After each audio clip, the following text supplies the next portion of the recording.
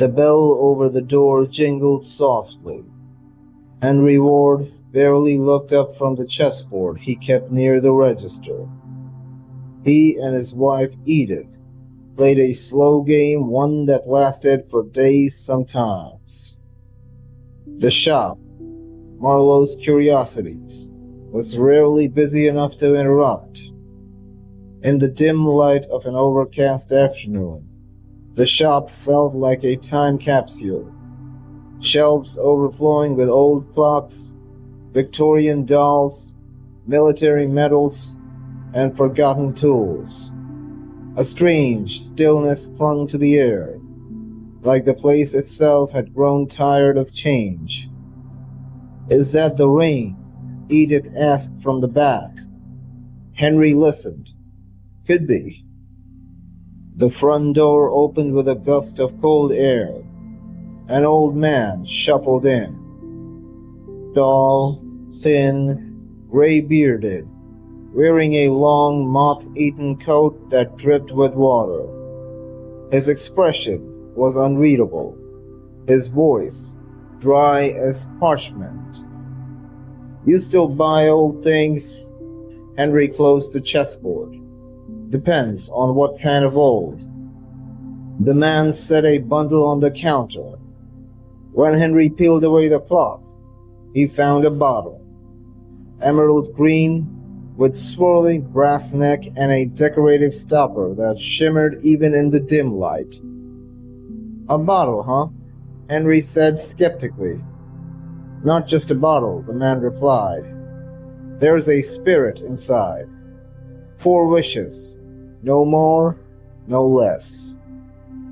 Edith scoffed from the back. "Yeah, and what's the catch? Eternal damnation?" The old man only smiled. "The bottle chooses. I'm just the messenger." Then he turned and walked back into the rain. They kept the bottle on the mantel for days. At first, it was a joke. Henry would toast it at dinner, and Edith would laugh. But the air shifted. Bills were piling up. Edith's limp was getting worse, and a large crack had appeared in the living room ceiling. Late one night, with the wind howling outside, Henry stood in the front of the fireplace. "All right," he muttered. "Let's see what happens." He pulled the stopper. Smoke poured out. The air dropped 10 degrees. A figure emerged, towering, cloaked in black. Its face was smooth and silver, its eyes glowing amber. "I am the spirit of want," it said. "Speak your wish. You have 4. Henry called for Edith. They stood together, trembling. "Well," Edith said, trying to sound brave, "fix the roof." Henry repeated it. "We wish for the roof to be fixed, fully restored." The spirit bowed. "Done." There was a sound like thunder, but inside the house. They ran upstairs. The ceiling had healed. No leaks, no stain. New wood, fresh paint, fresh trim. Edith put a hand over her mouth. "Henry, it worked." They swore they wouldn't use another wish. Not yet. But temptation crept in.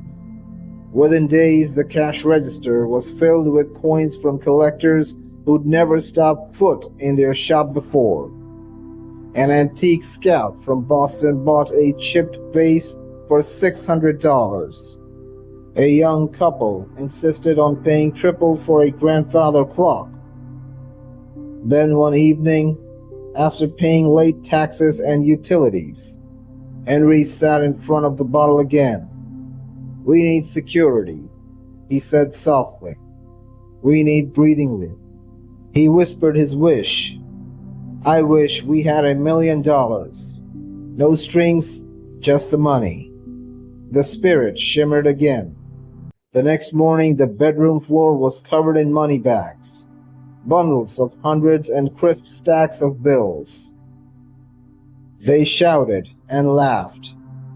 Edith wept. They donated to local shelters, bought better shoes, and booked a cruise. But less than 2 weeks later, the IRS came knocking. Audits, freezing of assets, and news reporters. The bank flagged the deposits. None of the money was traceable. Investigators thought it was counterfeit or laundering. Their accounts were seized. Threats of jail followed. In their dark living room, lit only by the fire, Henry screamed at the bottle. "You tricked us.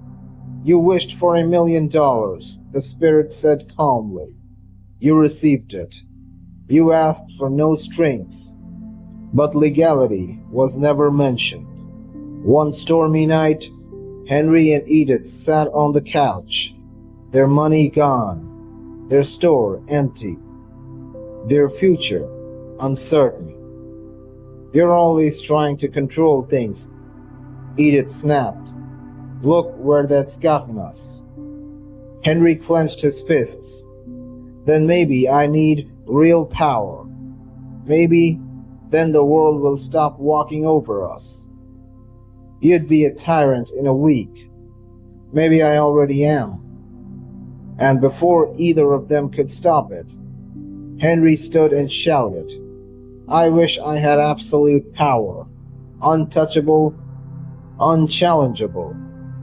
The spirit bowed. Done. The world twisted. Suddenly, Henry was wearing a gray military uniform. He stood at a wide desk in a high-rise office. Red flags hung behind him. His portrait loomed over the room. Outside, tanks rumbled and planes roared overhead. The door opened. Edith entered, wearing a regal uniform, her expression numb. "We're in some kind of fascist government," she said. "You're their leader." A general approached. "The rebels have entered Sector 8. Shall we strike, Supreme Marshal?" Henry stared at him. "No, I never meant." "There are cameras watching," Edith hissed. He waved the general away. "Give me a moment." In the shadows, the spirit materialized once more. "I never meant this," Henry said, panicked. "You wished for absolute power. You now hold it over millions. Unchallengeable, untouchable." "But they hate me," Henry whispered. "They're trying to kill me." Power has its price. Outside, gunfire echoed. Smoke curled into the sky. Edith gripped Henry's hand. "Use the last wish. Get us out." Henry stood in his war room, the sound of distant missiles rising.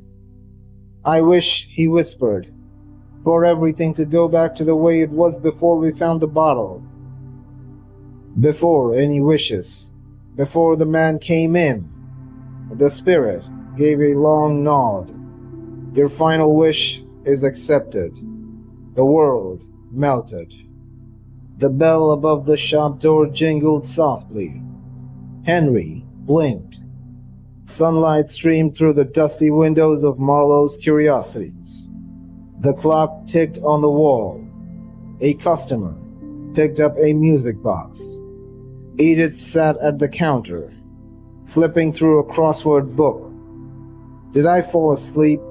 Henry asked aloud. Edith looked up. "You were daydreaming again." He ran a hand over the chessboard. Their game was just as they'd left it. The ceiling still had water stains, bills were still unpaid, and yet he turned to the mantel. No bottle. Hours passed. The store was quiet, but just before closing, Henry spotted something on the shelf behind the counter, tucked between a cracked hourglass and a rusty compass. The green bottle, still sealed, still glowing faintly. Edith followed his gaze. Her face paled. "That's it, isn't it?" He nodded. "Same one. What do we do?" Henry thought a moment. Then, with firm hands, he wrapped the bottle in cloth and locked it in the basement safe. They never spoke of it again. Months passed. Business remained slow but steady.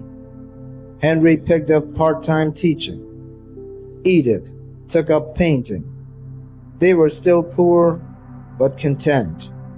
Sometimes, Henry would stare at the safe and wonder, would another desperate soul found the bottle someday? Would they be wiser? Or would they too learn the price of wanting too much? If you enjoyed the video, like and share the video and subscribe the channel. Thanks for watching, and I'll catch you in the next one.